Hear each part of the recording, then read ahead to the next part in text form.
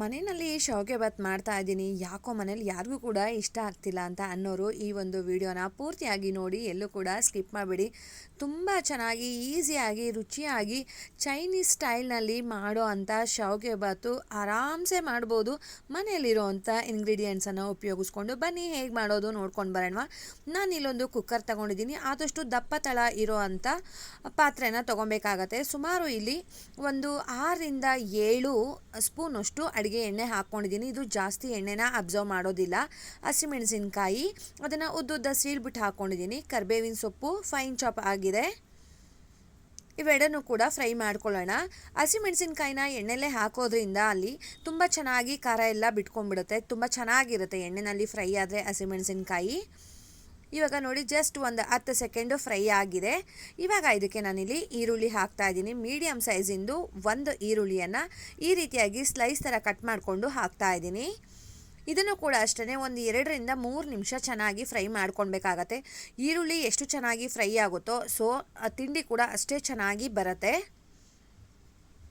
ಇದಕ್ಕೆ ನಾನು ನೋಡಿ ಈ ರೀತಿಯಾಗಿ ಕಟ್ ಮಾಡಿ ಹಾಕ್ಕೊಂಡಿದ್ದೀನಿ. ನೀವು ಯಾವ ರೀತಿ ಬೇಕಾದರೂ ಕಟ್ ಮಾಡಿ ಹಾಕ್ಕೊಳ್ಬೋದು. ಹುರುಳಿಕಾಯಿ ಮತ್ತು ಕ್ಯಾರೆಟು, ಆಲೂಗೆಡ್ಡೆ ಇಷ್ಟನ್ನು ಹಾಕ್ಕೊಂಡು ಫ್ರೈ ಮಾಡ್ಕೊಳ್ಳೋಣ. ಸುಮಾರು ಒಂದು 2 ನಿಮಿಷನಾದರೂ ಫ್ರೈ ಮಾಡಬೇಕು.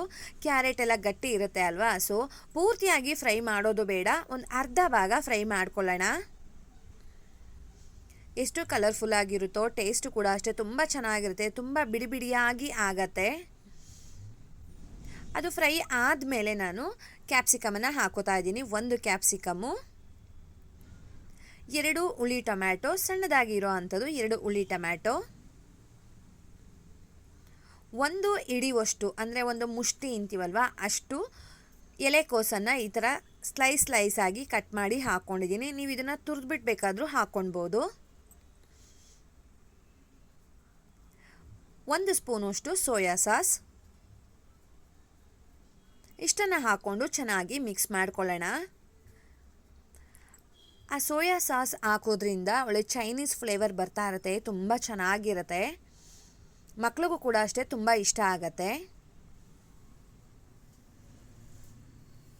ನೋಡಿ ಚೆನ್ನಾಗಿ ಮಿಕ್ಸ್ ಮಾಡ್ತಾ ಇದ್ದೀನಿ.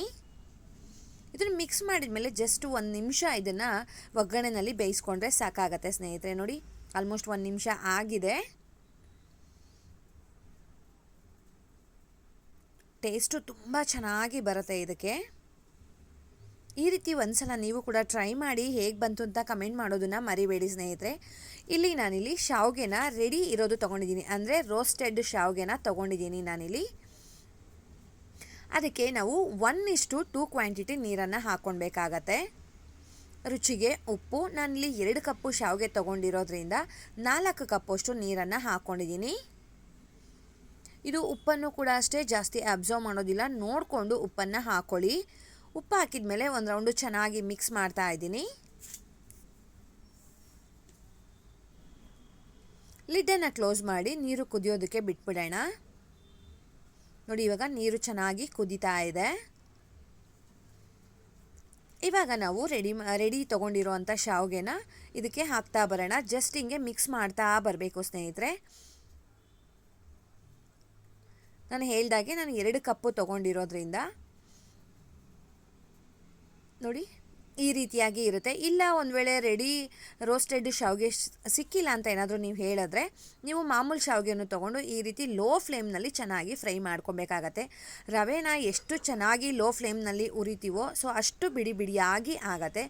1 ರೌಂಡು ಚೆನ್ನಾಗಿ ಮಿಕ್ಸ್ ಮಾಡಿ ಇದನ್ನು ಲಿಡ್ಡನ್ನು ಕ್ಲೋಸ್ ಮಾಡಿ ಒಂದು 3 ನಿಮಿಷ ಅದು ಬೇಯೋದಕ್ಕೆ ಬಿಟ್ಬಿಡೋಣ. ನಾನು ಇದನ್ನು ಮೀಡಿಯಮ್ಗಿಂತ ಸ್ವಲ್ಪ ಜಾಸ್ತಿ ಫ್ಲೇಮಲ್ಲಿ ಇಟ್ಟಿದ್ದೀನಿ. ದಪ್ಪ ತಳ ಇರೋದ್ರಿಂದ ತಳ ಏನು ಹಿಡಿಯೋದಿಲ್ಲ. ನೋಡಿ ಒಂದು 3 ನಿಮಿಷ ಆಗಿದೆ. ಆದಮೇಲೆ ನೀರನ್ನೆಲ್ಲ ಚೆನ್ನಾಗಿ ಅಬ್ಸರ್ವ್ ಮಾಡ್ಕೊಂಡಿದೆ. ಇವಾಗ ಸ್ಟವನ್ನು ಆಫ್ ಮಾಡಿಬಿಟ್ಟು ಲಾಸ್ಟಲ್ಲಿ ನಾನು ಕೊತ್ತಂಬರಿ ಸೊಪ್ಪನ್ನು ಹಾಕಿ ಮಿಕ್ಸ್ ಮಾಡ್ತಾ ಇದ್ದೀನಿ.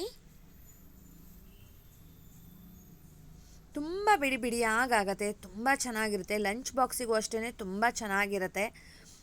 ಮಕ್ಕಳಿಗೆ ಈ ರೀತಿಯಾಗಿ ಡಿಫ್ರೆಂಟಾಗಿ ಜಾಸ್ತಿ ತರಕಾರಿ ಹಾಕಿ ಸಾಸ್ಗಳನ್ನು ಹಾಕಿ ಮಾಡಿಕೊಟ್ರೆ ತುಂಬ ಇಷ್ಟಪಟ್ಟು ತಿಂತಾರೆ ಸ್ನೇಹಿತರೆ. ಈ ರೀತಿಯಾಗಿ ಒಂದ್ಸಲ ಟ್ರೈ ಮಾಡಿ ಚೈನೀಸ್ ಸ್ಟೈಲಲ್ಲಿ ಶಾವಿಗೆ ಬಾತ್. ನಿಮ್ಮೆಲ್ಲರಿಗೂ ಕೂಡ ತುಂಬ ಇಷ್ಟ ಆಗತ್ತೆ. ನೋಡಿ ಇವಾಗ ರೆಡಿ ಆಗಿದೆ, ಸರ್ವ್ ಮಾಡೋ ಟೈಮ್ ಆಗಿದೆ. ನೋಡ್ತಾ ಇರ್ಬೋದು ಎಷ್ಟು ಬಿಡಿ ಬಿಡಿಯಾಗಿ ಆಗಿದೆ ಅಂತ. ಈ ರೀತಿಯಾಗಿದ್ರೇ ಶಾವಿಗೆ ಬಾತ್ ತಿನ್ನೋದಕ್ಕೆ ತುಂಬ ಚೆನ್ನಾಗಿರುತ್ತೆ. ನೀವು ಎಷ್ಟು ಬೇಕಾದರೂ ತರಕಾರಿ ಹಾಕ್ಕೊಳ್ಬೋದು, ಇಷ್ಟೇ ಹಾಕಬೇಕಂತ ಏನಿಲ್ಲ ಸ್ನೇಹಿತರೆ. ನಾನಿದು ಒಂದು 4 ಜನಕ್ಕೆ ಸಫಿಷಿಯೆಂಟಾಗಿ 2 ಟೈಮ್ಗೆ ಆಗುತ್ತೆ, ಬಾಕ್ಸಿಗೆ ತಿಂಡಿಗೆ ಮತ್ತು ಲಂಚ್ ಬಾಕ್ಸಿಗೆ 2 ಟೈಮ್ಸ್ಗೂ ಕೂಡ ಆಗುತ್ತೆ ನೋಡಿ. ರುಚಿಯಾಗಿರೋ ಅಂಥ ಚೈನೀಸ್ ಸ್ಟೈಲಲ್ಲಿ ಮಾಡಿರೋ ಶಾವಿಗೆ ಬಾತ್ ರೆಡಿ ಆಯಿತು ಸ್ನೇಹಿತರೆ. ನಿಮ್ಮೆಲ್ಲರಿಗೂ ಇಷ್ಟ ಆಗಿದೆ ಅಂತ ಅಂದ್ಕೊಳ್ತಾ ಇದ್ದೀನಿ. ಮಿಸ್ ಮಾಡದೆ ಟ್ರೈ ಮಾಡಿ, ಕಮೆಂಟ್ ಮಾಡಿ. ಹೋಗಿ ಬರಲಾ? ಬಾಯ್ ಸ್ನೇಹಿತರೆ, ನಮಸ್ತೆ.